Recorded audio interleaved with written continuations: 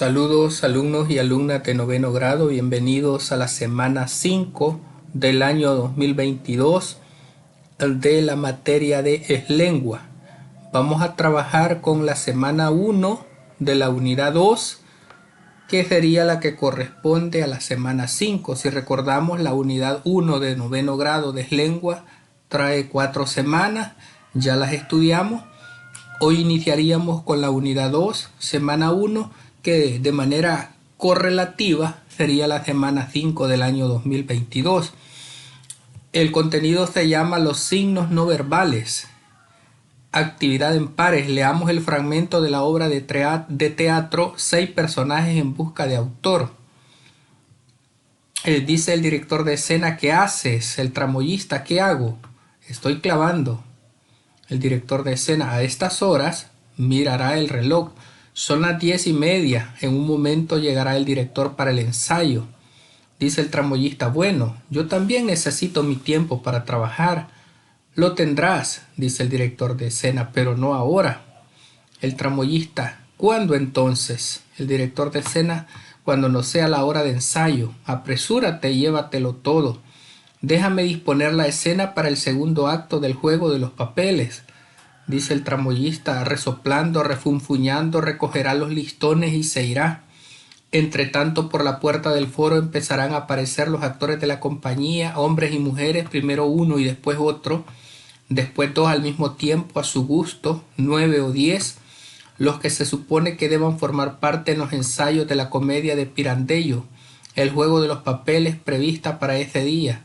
Sería bueno que tanto las actrices como los actores vistieran ropas claras y alegres y que esta primera escena improvisada tuviera mucha vivacidad.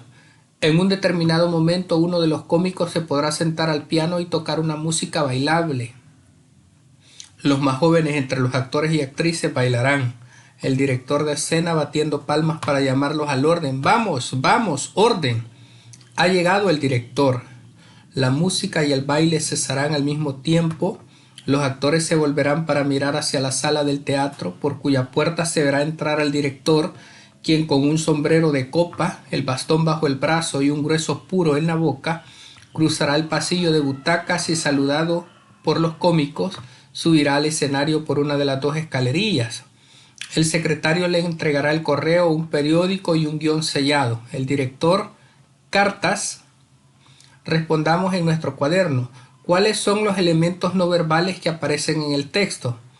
Son los párrafos en los que se habla en tercera persona, ya que está reflejando que tiene que hacer una acción. Es un guión, por lo tanto les están comunicando a los actores qué tienen que hacer en cada escena. ¿En qué contribuyen los elementos no verbales durante el proceso de comunicación? Ayudan a comprender la situación sin necesidad de un diálogo continuo, además de ayudar a reflejar los sentimientos que cada personaje siente a la hora de actuar. ¿Cuál es el lugar donde suceden las acciones? En un teatro, ya que están interpretando una escena teatral donde se encuentran actores, un director, un escenario, etc. Vamos con la actividad con docente. Leamos lo siguiente. Cuando las personas se comunican oralmente, entran en juego los elementos no verbales que acompañan las palabras. Entre ellos tenemos los paralingüísticos. Se refieren al tipo de timbre, tono y volumen de voz que utilizamos cuando nos comunicamos verbalmente, los cuales varían dependiendo de nuestro estado anímico, emocional o intencionalidad comunicativa. Los proxémicos son los que permiten crear un marco de interacción sin que se invada nuestro espacio ni invadir el de la otra persona. Este distanciamiento o acercamiento expresa diversos significados y obedece a un complejo sistema de restricciones sociales que pueden observarse en relación con el sexo, la edad y la procedencia social y cultural. Los cinésicos hacen referencia a los movimientos y posiciones significativas durante el proceso de comunicación, los gestos, las posturas, miradas, entre otros, los cuales aislados o combinados con las estructuras verbales o paralingüísticas poseen un importante valor comunicativo. Bien, analizamos el siguiente esquema. Aquí tenemos los elementos no verbales que pueden ser paralingüísticos, proxémicos y cinésicos o kinésicos. Dentro de los paralingüísticos tenemos el tono, el timbre, el volumen. Dentro de los proxémicos tenemos la distancia física y dentro de los cinésicos o kinésicos tenemos los movimientos, las miradas, los gestos y las posturas. Escribe en el cuaderno una explicación acerca de los elementos no verbales de la comunicación oral. Vaya, dentro de los elementos paraverbales hacen referencia a otros aspectos de la comunicación no verbal, como el tono, los silencios, la fluidez verbal. La voz está cargada de significados muy sutiles, tanto es así que los niños pequeños responderán mejor a la entonación que usen los adultos antes que a las propias palabras. Luego vamos con los orígenes del teatro y la estructura. Desarrollamos un diálogo teatral. Escribimos un guión para llevar a cabo una representación en la que utilicemos los elementos no verbales estudiados. Dice la mamá: hola hija, ¿cómo te ha ido en la escuela hoy? Y le muestra una leve sonrisa. Dice la hija: muy bien, mamá, dice mientras muestra una sonrisa forzada y cansada. Luego interpreta la mamá: hija, te conozco bien, tu cara me dice que no ha sido un buen día. Le lanza una mirada profunda. Dice la hija: tiene razón, mamá, hoy no he salido bien en el examen, dice mientras exhala y sube los hombros en señal de resignación. Ahí tenemos un ejemplo de un guión para llevar a cabo una representación en la que se utilizan los elementos no verbales. Vamos con la actividad con docente. Leamos la información sobre el origen del teatro. El teatro surge en Grecia a partir de una serie de rituales que se celebraban en honor al dios Dionisio, fiestas dionisíacas, divinidad que representaba la vegetación, la fertilidad, etc. Estas celebraciones eran en agradecimiento y también para pedir buenas cosechas. En un principio se relataban hazañas y peripecias de Dionisio, pero en algún momento alguien toma el lugar del dios y habla y acciona en su nombre.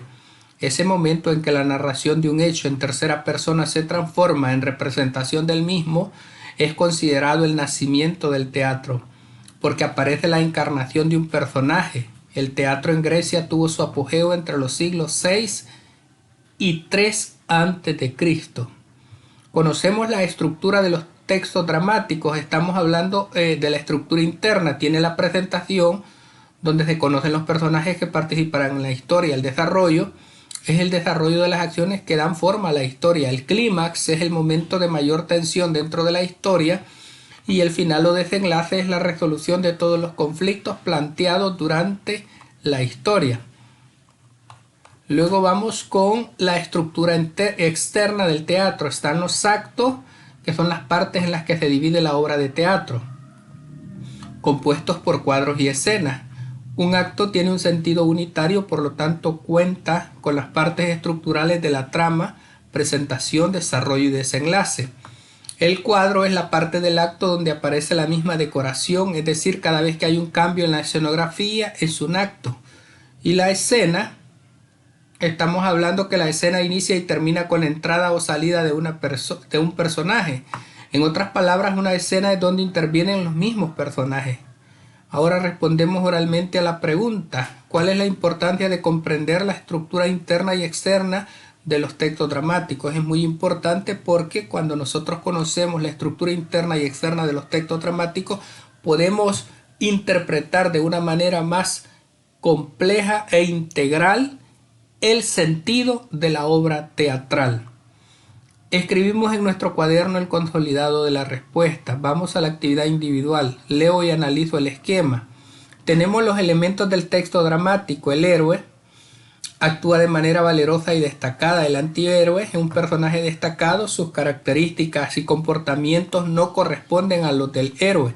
Y el destino es una fuerza sobrenatural que determina de antemano todos los acontecimientos en la vida de los hombres. Leo la información sobre los tipos de personajes: protagonista o héroe. En torno a él se van desarrollando los diferentes acontecimientos de la historia y es quien forma parte del conflicto dentro de la trama. Representa generalmente los valores de la obra. El antagonista o antihéroe es el segundo en relevancia. Representa la fuerza contraria al protagonista, se opone a sus deseos y trata de impedir que éste lleve a cabo sus objetivos. Los personajes colectivos.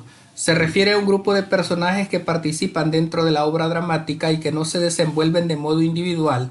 Su participación se remite al concepto del grupo, el pueblo, el coro y el corifeo. Los elementos trágicos. Vamos a la actividad individual. Leo el fragmento de la tragedia griega Edipo Rey. Y aquí viene un texto, alumnos y alumnas de 9º grado, para que ustedes lo puedan leer tranquilamente en la comodidad de su casa sobre esta obra que se titula Edipo Rey. Miren, es un texto muy importante y sobre esto vamos a responder las siguientes preguntas. ¿Por qué razón Edipo mandó a llamar a Tiresias? ¿Por qué Edipo mandó a llamar a Tiresias? Y aquí tenemos la respuesta. La vamos a dejar así para poder leer el contenido.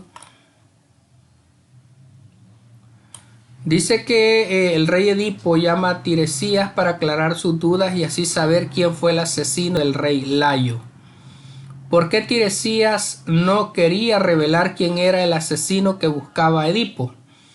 Tiresias se niega a revelar lo que sabe, ya que como tal adivino que era, él sabía que la petición de Edipo no era oportuna para ninguno de los dos. Él no quería obligar a nadie, quería callar lo que sabía debido a las futuras e inevitables consecuencias que sus respuestas podrían ocasionar. ¿Cuál es el papel del coro y corifeo durante la conversación entre Edipo y Tiresias? El coro era un personaje colectivo que comentaba y juzgaba lo que ocurría en las tragedias. Explica a quiénes lo forman y a qué dioses invocan en este primer parlamento. El coro estaba formado por el corifeo y los coreutas y narraban lo sucedido. Según lo leído, ¿cuál es la tragedia de los personajes? La tragedia de Edipo consiste en que los personajes no pueden eludir a su destino, dirigiéndose así a un desenlace funesto. Así, Edipo acaba matando a su padre y casándose con su madre. ¿Cómo interviene el destino en la vida del héroe Edipo? Tras el nacimiento de Edipo, su padre consulta a un oráculo, quien determina que matará a su padre y se casará con su madre.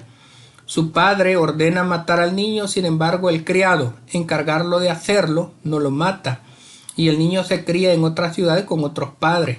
Al crecer consulta igualmente a un oráculo y ante el mismo destino decide huir de su ciudad para evitarlo. Es así como llega a Tebas y cumple la profecía.